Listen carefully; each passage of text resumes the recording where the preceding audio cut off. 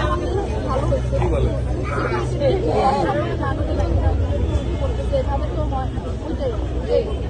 এছাড়া সবই ঠিক। সবচেয়ে বড় জিনিস হচ্ছে যে মাঠের ক্যাপাসিটি অনুযায়ী দর্শক বেশি।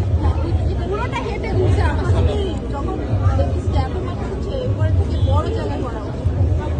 হ্যাঁ, তাহলে মানে আমরা যেটা বুঝতে পারলাম আপনার কাছ থেকে সেটাই আপনি বলেন যে আরো বড় জায়গা আরো বড় ঢাকায় তো আরো স্পেস আছে। আমি এটা একটু সুন্দর করে বলেন।